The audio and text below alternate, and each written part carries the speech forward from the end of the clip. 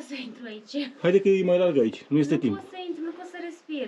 Dacă vrei senzații tari, intră într-o peșteră neamenajată. Să vină cum ești. Dacă nu pot să respir. Ne întoarcem? Vezi că înapoi e mai greu să găsim săgețile. Salutare din Dobrogea și bun venit la Sarichioi, un sat tipic pescăresc, așezat pe marginea lacului Razim, cel mai mare lac de apă dulce din România, dacă nu mă înșeală pe mine memoria, dacă mă înșeală, contrazice-mă, scrie aici în comentarii. Am început eu vlogul pentru că Simina lucrează. O să tragem câteva cadre pe aici, un restaurant aici care e foarte rustic style, așa, fac numai pește. E de fapt punct gastronomic local, am citit niște review-uri și e mereu full. Am încercat să facem și noi o rezervare și n-am reușit. Se numește taverna Le Garfish. Trebuie să sun cu mult timp înainte sau să ai noroc să elibereze vreo masă. Nu sunt foarte multe chestii de văzut aici în Sarichioi. Nu știu cât de bine mă auzi, că bate vântul. Am făcut doar o oprire așa să începem vlogul aici, pentru că o să mai atingem câteva puncte din Dobrogea. Aici e un mic port pescăresc unde oamenii pescarii vin și undeva acolo e punct de prelucrare al peștelui și aduc peștele aici. Și noi ultima oară când am fost cu bicicletele, nu era pontonul ăsta aici, cred că e tot ceva restaurant. Am stat acolo undeva pe marginea lacului, la cineva acasă în curte cu cortul am campat. Aici e un mic loc de joacă pentru copii. E nașpa că bate vântul, că am fi stat un pic pe aici să facem o pauză.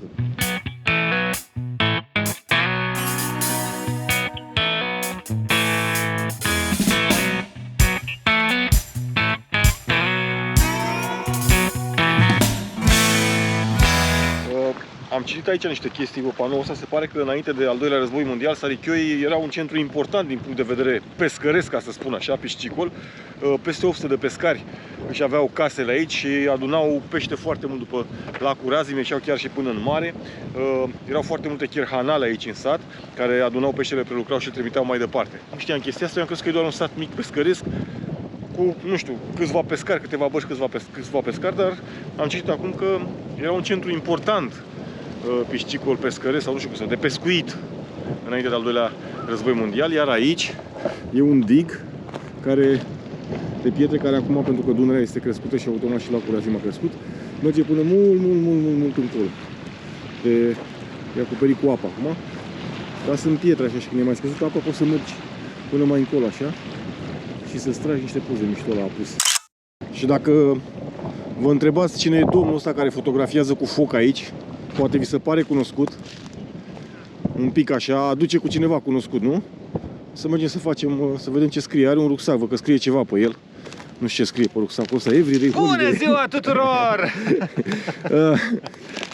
Așa cum ați văzut și în vlogurile noastre, noi suntem într-o tură pe aici prin Dobrogea și am fost și în Delta Dunării cu prietenii de la Everyday Holiday. Am fost și cu lume pe bune, dar lipsesc, au tras chiulul la tura asta și am rămas noi și Everyday Holiday. Fetele sunt la mașină că bate vântul puternic.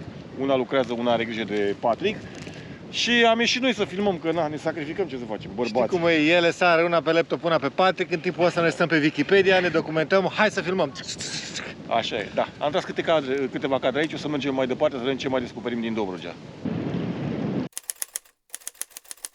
Am luat și o ciorbă, un storceac, care este cum? Foarte, foarte bună. Am gustat-o adineauri, nu vă zic din povești. Avem un restaurant cu viu aici, e un ponton care e fix pe marginea lacului Razim. Nu vreau. Nu, și o bere, nu știu, cafea care a venit foarte mișto, prezentare așa cu apă, a fost și o feliuță de cozonac. Da, super ok. Mi-am recomandat și niște pește, așa cum să vină. Dar să avem poftă, zic. Nici o masă fără pește, nu? Era o vorbă cândva. Și noi suntem fani pește, după cum deja știți de atâta vreme, cred că te-am înnebunit. Avem aici crapul prăjit, care e fierbinte și saburește camera. Alexandra, mie îmi place.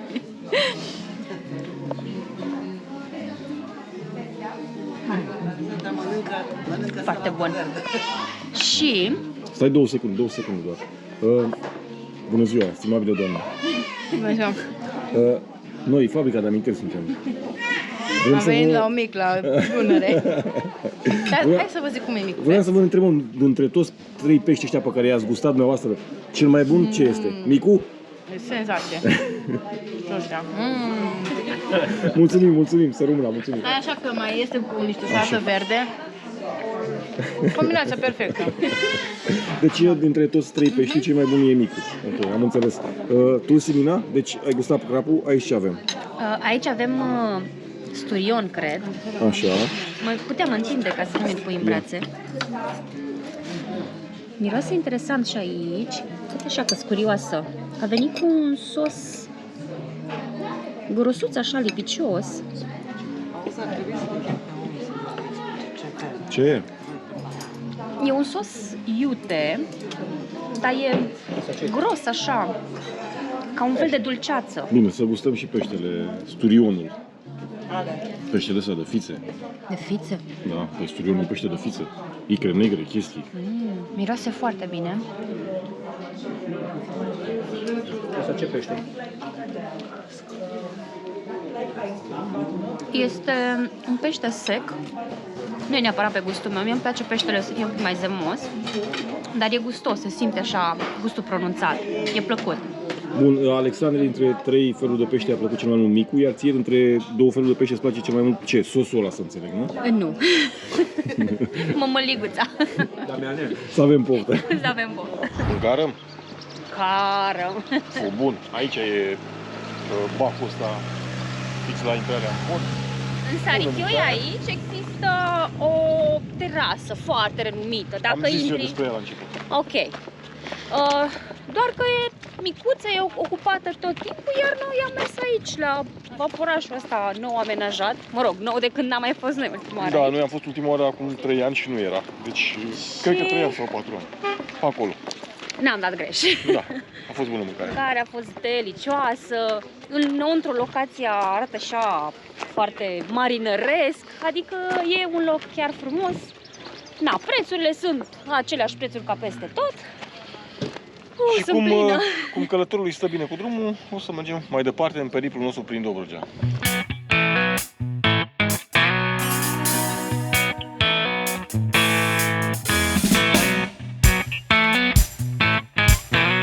Cât ai zice pește, am ajuns și la cetatea Enisala. Taxa de intrare este 10 lei de adult, 5 lei copil pensionar. Poți să vii să o vizitezi. Noi avem un alt vlog filmat aici și mai în detaliu. Acum doar o să-ți reamintim faptul că Marea Neagră, cu ceva timp în urmă, de fapt ajungea până aici. Lacul Razim era un golf al Mării Negre. Dunărea, pentru că a vrut să-și extindă teritoriul, aducând aluviuni exact așa cum făcea și la insula Sakhalin. Practic a colmatat, a închis golful ăsta și astfel s-a format cel mai mare lac natural, lac de apă dulce din România. Cea mai mare întindere de apă din România. Lăsând la o parte tricoul meu, o să vă spun că există două ipoteze legate de cetatea asta. Una care spune că ar fi construit-o și ar fi aparținut genovezilor, care erau jupânii pe mările din România, din Marea Neagră și nu numai. Iar cea de-a doua ipoteză este că ar fi fost construită de turci atunci când ne-au cucerit și că un mare pașal, nu știu cum, nu pașal, un boss turc, să-i spunem, ar fi avut aici cetatea și ar fi ținut cadânele aici ca să privească răsăritul de pe Marea Neagră direct la el în cetate, din mijlocul haremului lui fastuos. Acum să zic drept, cred că mi-ar fi plăcut și mie. Nu mi-ar fi plăcut. Nu mi-ar fi plăcut. Nu mi-ar fi plăcut așa ceva mie ever. Nu. Mai zi o dată. Nu mi-ar fi plăcut. Nu, să fie turcul acolo cu haremul lui. Nu. Bine, treaba asta cu cadânele și cu haremul este partea adăugată din imaginația foarte bogată a lui Damian. Așa spune istoria. Poate din dorințele lui profunde. Lasă-ne să visăm. Nu. Deci asta este adevărată. Nu vă luați după ea, da? Este o parte scrisă în istorie cu cum să spune... cu litere mici. Da, exact. Ascunse. Cum sunt contractele alea acolo și mai de răsubtau cu litere mici scris câte ceva, știi, pe care nu citește Așa nimeni. este și partea asta cu cadânele și cu haremul. Arată foarte mișto cetatea, iar de sus de aici, dacă vii să-ți tragi niște poze, ești spectaculoase, Instagram, super șmecher, o să facem și noi niște poze acum pentru Instagram să le pună Simina. Da, foarte mișto, pentru 10 lei intrarea vii să citești, pentru că sunt și niște pancarte la intrare aici, să citești puțin despre istoria acestei cetăți și vii să inspiri aia curioasă să faci niște poze frumoase. Și să admiri peisajul ăsta de frumos. Making of Everyday Holiday face vlog. Mergem după ei să vedem ce se întâmplă. Mergem să vedem la Everyday Holiday. Să furăm și noi informații. După ei, așa e? Mergem să luăm și noi informații. Punem sunetul și la noi. Punem voice-over. Cum e, ați filmat ceva? Da. Vă știți a doua oară, deja știți exact ce cadre trebuie trase. A patra oară. În prima oară am venit cu bicicleta și am urcat pe aici, pe jos, pe dealurile astea. Ne-am duit și cu bagaje pe noi. Da, e frumoasă Sunt Dobrogea. eroii mei. Atât e de frumos aici, că am revenit pentru a patra oară. Și ne-am adus și prietenii. Exact. Ne-au convins și pe noi.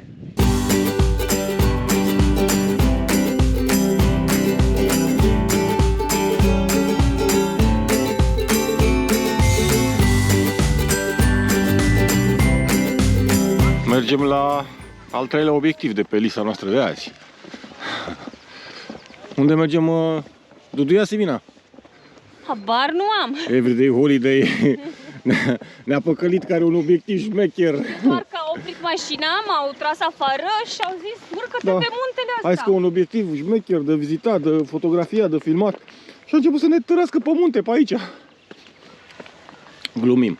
O să mergem la peștera Liliecilor, de lângă Gura Dobrogei. E o zonă, nu știam, e atât de turistică. Foarte multă lume azi, aici la grătare și la iarbă verde. Și noi o să căutăm, cred că ăsta este drumul către peșteră. O să căutăm să ajungem la peșteră, să intrăm puțin în ea. Nu suntem super pregătiți pentru explorat peștera, dar o să intrăm doar puțin, să vedem și să îți arătăm imagini, bineînțeles. Să ai mare grijă să nu fii vreun șarpe, că am văzut foarte mulți călcați. Da. A venit căldura și ei ies să se... Și aici trăiește balaurul și puțangătanul de Dobrogea. De Gura Dobrogei. Aveți grijă să nu călcați pe el. Se pare că drumul către peșteră are și marcaj. Adică dacă vii pe aici și urmezi marcajul, o să te rătăcești. Este un marcaj original. Poate așa sunt marcajele la concursurile de alergare montană la care mai mergem noi. Cu din astea în copaci și puncte Sau MTB. pe jos sau MTB, de nu prea. Da, da, e posibil, da. Și... Poate e și concurs de, da, am văzut. Poate sunt și concursuri de alergare montană pe aici. Și da, e marcat traseu. Sau poate pur și simplu e mascat pentru peșteră. Nu prea au avut copaci care să-l marcheze ca pe munte. Așa că au ales varianta asta. Da. Asta se pare că e una dintre intrările în peșteră. Dar nu o să intrăm pe aici.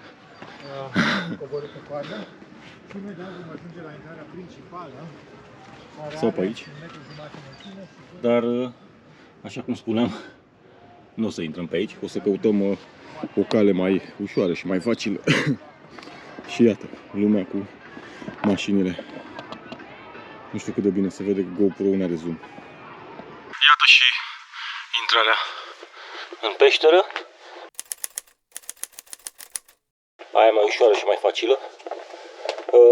O să-l avem ghid pe Adi azi, că e pasionat de pește. Vă povestesc imediat ce facem pregătirile necesare și vreau să vă spun că...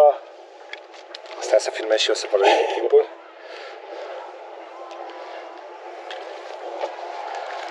În peșteri, noi vă recomandăm să intrați doar însoțiți de un ghid. În cazul în care nu găsiți ghid cum este acum, să intrați în echipe de minim 3. Documentați-vă foarte, foarte bine în ceea ce înseamnă peștera, dacă este labirintică, dacă vă puteți rătăci, luați-vă, nu știu, marcaje, sfori, săgeți și neapărat fiecare dintre participanți să aibă minim 2, preferat 3 surse de lumină.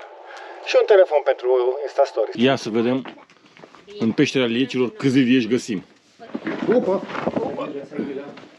Hai!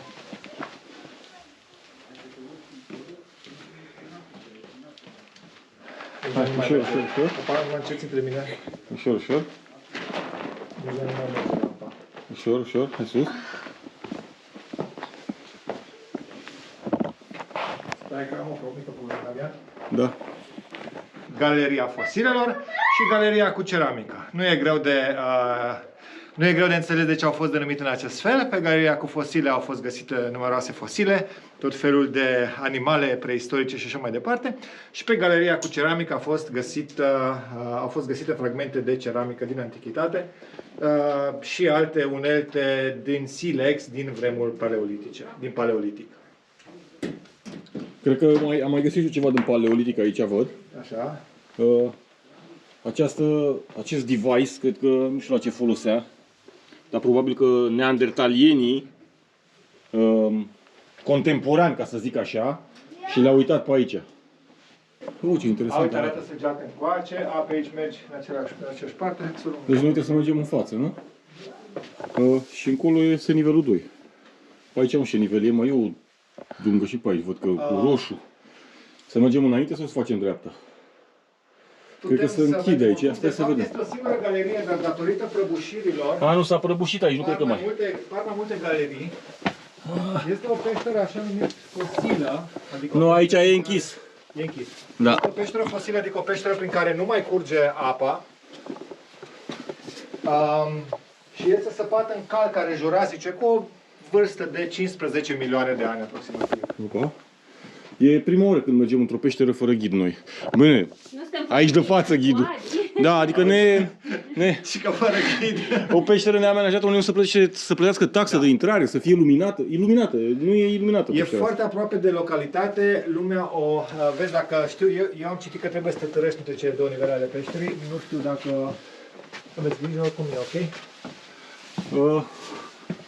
Aici, da. O stâncă asta stă cam să cadă. Aici nu stă aveni? Spuneam, este o intrare prin aveni. Uite, stă cam să cadă asta. Nu. Deci că ar trebui să mergem mai departe? Poți să mergi, sigur că da. Ele pică doar la cutremure sau în decursul erelor, nu cade așa de astăzi pe mâine. Probabil că aici se înfundă, nu știu ce e în jos, dacă se mai poate. Păi Nu, cred că asta este traseu, uite că sunt... Ba nu, le sunt în direcția cealaltă. Săgețile sunt înapoi toate. Da, înseamnă că n-am luat un sens invers. Hai să încercăm invers. Putem și invers. Sigur, da, acolo în jos? Pe acolo ziceai sigur. Da. Trebuie să vezi, Adi. Ok. Da, uitați-mi să vă spun, partea vizitabilă, să spunem așa, a peșterii are undeva pe la 400 și ceva de metri. Vizitabilă cu porțiunile de târâși. Speologii au mai descoperit vreo 200 de metri, la ora actuală are 600 și un pic de metri această peșteră. Da, dacă observați acele urme pe tavan și aceste depozite negre de pe podea, acesta este celebrul guano, sunt excrementele de liliac. Și peștera aceasta se numește peștera liliecilor de la Gura Dobrogei, pentru că aici exista, din păcate spun la timpul trecut, exista o foarte mare colonie de lilieci, în principal din specia Rhinolophus. În anii 1950, colonia număra cam 5.000 de exemplare. Dar oamenii nu știm ce au avut cu ei, sau ne imaginăm ce au avut cu ei, și la ora actuală sunt doar specimene răzlețe. Acolo sus puteți observa locurile unde stăteau acești lilieci, agățați cu capul în jos și nu făceau yoga. Și sub locul unde stăteau liliecii este acest guano, aceste fecale negre ale liliecilor, care sunt, știți și voi, un foarte bun îngrășământ chimic. Și iar ulme ale neandertalianului modern, încă neandertalianul modern, care își lasă urme, probabil că și-au lăsat urme să știe să întoarcă înapoi, mă gândesc. Nu, să rămână moștenire pentru viitorii urmași. Și trebuie să urcăm, oare? Văd o săgeată pe sus, pe acolo. Păi și cum ajunge acolo? Păi nu știu. Pe aici... Nu pare, nu știu. Pe aici, cum ziceai tu, să ne târâm? Oare? Nu, că Unde ai nu văzut e... săgeata? Hai, că să văd, unde ai văzut săgeata? Sus este o săgeată de În senat. sens invers, da? Perfect. Înseamnă că... Sau pe aici. Ne putem ca pe aici, uite, da. Pe aici, perfect. Dar aici e un semn că s-a terminat. Nu poți să urci către dreapta să te întorci pe sus? Nu știu, stai un pic. Aici e închis. Poți să te urci pe sus. Pe jos pare închis, cred că pe sus e. Pe sus, da. Păi și pe unde te întorci dacă urci pe sus? E o săgeată pe aia. Opa, alunecă. Vedeți că alunecă asta. Da. Vrei pe sus o luăm? Uite, pe aici pare că e drumul. O, dar alunecă foarte tare, să aveți grijă. Deci totuși în jos. Gata? Super. Și în jos, pe aici. Ușor, ușor, ușor. Cred că e același lucru, cred că sunt doar prăbușite. Da, și trebuie pe deasupra. Țelurile acestea, da. Și probabil că ești în același loc. Și atunci să mergem pe deasupra. Păi pe deasupra, nu știu dacă ai pune să cobori. Dar trebuie să mergem la bușile.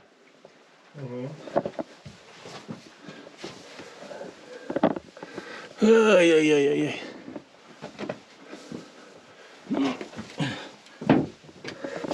Stați un pic, nu vă grăbiți. Da, am avea pe aici pe unde să coborâm. Dar cu grijă așa. Hai și ne morzolim. Hai, ușor. Hai, rău.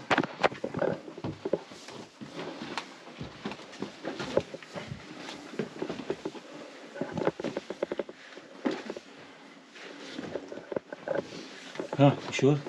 Ai grijă acolo, acolo, acolo, grijă.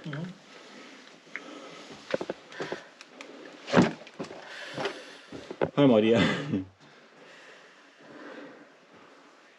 Eu nu pot să intru aici. Haide că e mai larg aici. Nu este timp. Nu pot să intru, nu pot să respir. Nu este timpul acum să te oprești acolo la mijloc. Hai. Pune pe o parte cum am pus eu și atunci vei avea foarte mult loc deasupra capului. Așa, așa, iubita. Hai. Încearcă pe o parte și Așa, atunci pe parte, ai da. loc deasupra capului, nu ți-e frică. Gata. Foarte bine. Așa, ușor, Ok. ușor. Spune un picior aici. Suntem în peștera lui sprijini în Leșilor de el. la Gura Dobrogei. Și acolo, dar ușor. Relativ puțin cunoscută și poate fi o excursie fantastică de o zi dacă veniți pe litoralul Mării Negre. Dar nu știu cât o să intre în peștera asta așa neluminată, Nu era peștera. Uite-l aici. Ok, haideți să vedem puțin de el. Uite-l acolo agățat. Unde? Uite, în spatele tău, a zburat. Era în spatele tău. Ok. Înseamnă că mai sunt pe aici agățați, probabil. Dacă vrei senzații tari, intră într-o peșteră neamenajată, cum ar fi peștera Liliecilor de la Gura Dobrogei. Deci, nu e amenajată, nu e nici naiba aici, suntem doar noi, doi. Și, bineînțeles, Everyday Holiday, care este ghidul nostru în această călătorie în tenebrele pământului. Am găsit un liliac.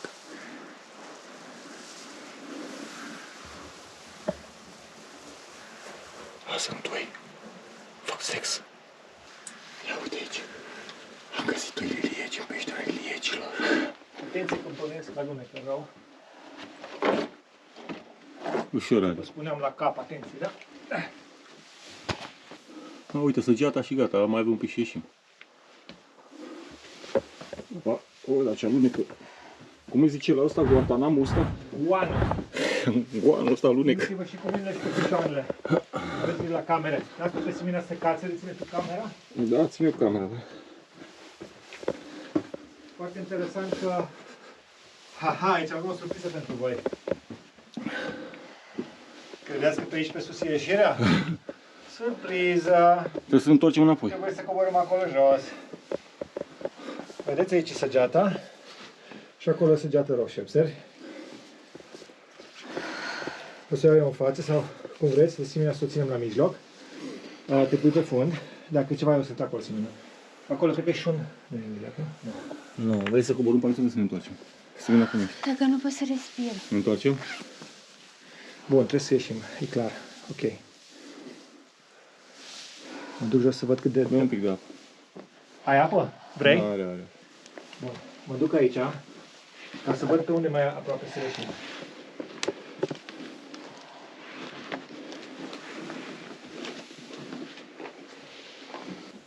Gata, ești bine? Eu sunt foarte bine. Dacă ieșirai pe acolo, ieșim pe acolo. Că îngust e și acolo și acolo. Nu, Aici aici, e foarte aici e îngust. mult mai îngust. E o Aici mergem pantă patru jos, labe. exact așa o pantă, mai merge încă o dată pe atât și e îngust cum vezi acolo. Dacă ți-e frică, ne întoarcem frumos până am venit, că nu era chiar așa. Acolo mergem în 4 labe. E foarte îngust. Hai să ne întoarcem pe aici. Hai. Hai că pe aici nu e îngust așa. Hai pe acolo un pic.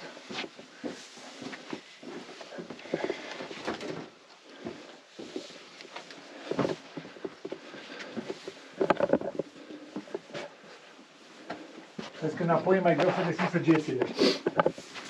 Uite că e și du semn să mergem înapoi pe aici. Simina, Eu zic așa mai ușor, înțelegi? Că atunci n-ai, știi cum zic, pe o parte. Știi? Că atunci nu pare așa strâmb.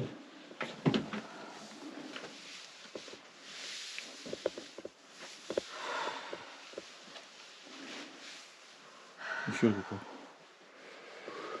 Aici e singurul ăsta pasaj mai strâns, după aia e larg iubitan. Nu vrei o gură de apă să iei? Vrei să închizi ochii, vrei să vin să te iau de mâna? Nu, e ok. Știu cum e, eu am rău de înălțime și în momentul în care ajung undeva unde e abrupt, nu mai știu să fac nimic. Nu mi-ai spus, n-știu că... Aici unde sunt eu.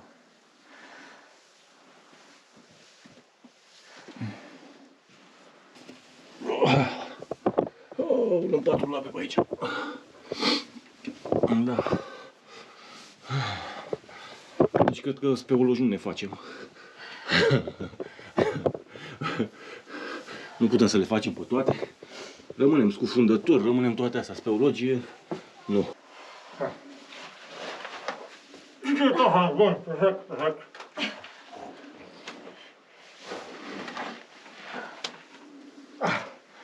Bun. Ești bine? Bun. Ai plecat mai repede decât mă așteptam eu și de-aia n-am apucat să vin, știi? Hai, da. Gata, Bun. GoPro ăsta ar fi trebuit să-l punem pe Da, cască. pe cască mai putea să se pun. Da. Batman, am zis că suntem voinici noi. Nu faceți ca noi.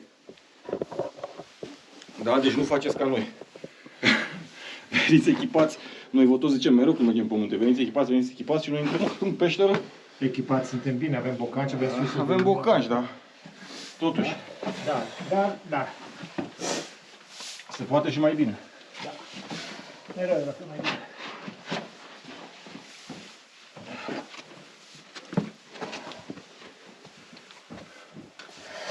Iau eu?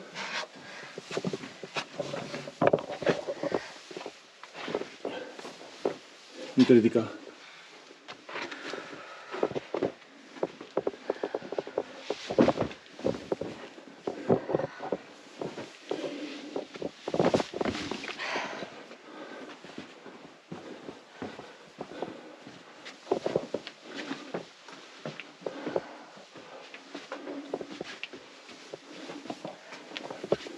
Eu merge, sper că aia care... e o săgeată care arată spre afară, bun. Perfect, bădișirea.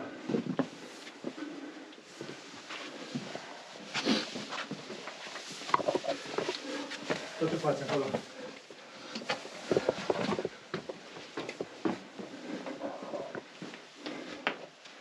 Acolo. Perfect.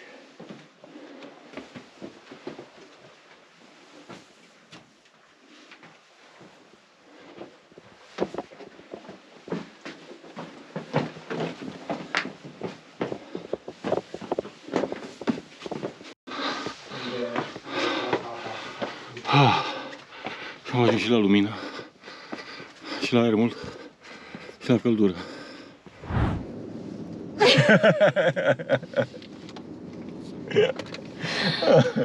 Da. Da.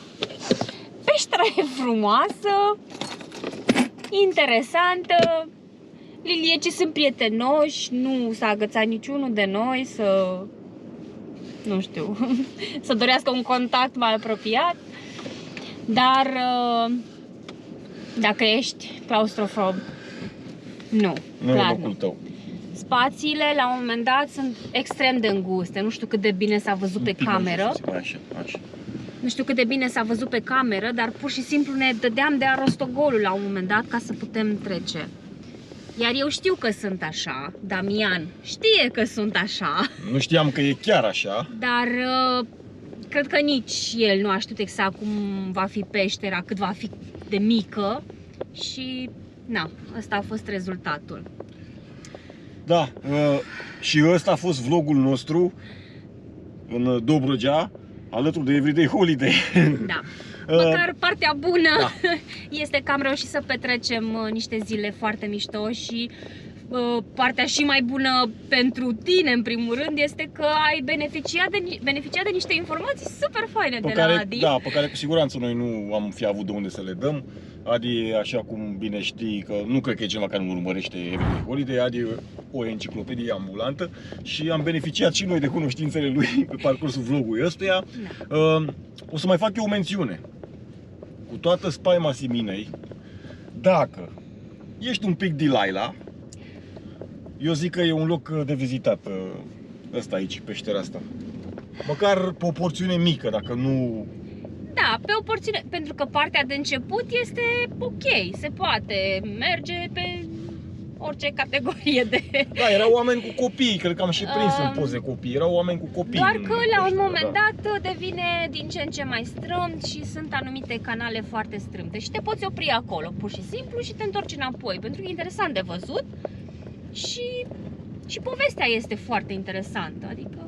Iar locul aici locul în sine e super turistic, se pare, pentru că foarte multă lume vine la grătar aici. Nu știam chestia asta, uisem de Gura Dobrogei, dar nu ne-am gândit că e atât de multă lume. Cred că nici în pădurile din jurul Bucureștiului nu am văzut atât de mulți oameni să vină la iarbă verde așa cum sunt aici. Astea au fost cele 3 locuri de văzut din Dobrogea pe care noi le-am punctat azi. Mai avem încă un vlog filmat aici în Dobrogea unde îți prezentăm top 5 locuri de văzut în Dobrogea. Ar trebui să-l vezi și pe ăla, să-l cauți, să-l vezi și pe ăla și să-ți faci, dacă nu o vacanță, un weekend, măcar aici în Dobrogea, pentru că merită. E o zonă foarte frumoasă. Ai ce să vezi, ai ce să faci. E o zonă foarte, așa cum am spus, dacă un pic Delilah și la peșteră, așa pe nebuneală. Da, nu. Ăsta a fost vlogul nostru de azi. Dacă nu te-ai abonat încă la canalul nostru de YouTube, trebuie să o faci acum, pentru că e gratis și e mișto și pe noi ne ajută foarte mult, pentru că YouTube-ul promovează vlogul să-l vadă și alți oameni și în felul ăsta putem să ne continuăm și noi proiectul, să-ți arătăm locuri super mișto. Lasă și un like acestui vlog dacă ți-a plăcut, dacă te-a încântat. Lasă și părerea ta despre cât de nebuni suntem noi cu toate lucrurile pe care le facem. Vino și pe Instagram, pe Facebook, pe Fabrica de Amintiri, suntem și acolo. Dacă vrei să vezi mai repede pe unde mai ajungem și ce nebunii ne mai trece prin cap. Iar până data viitoare, salutare!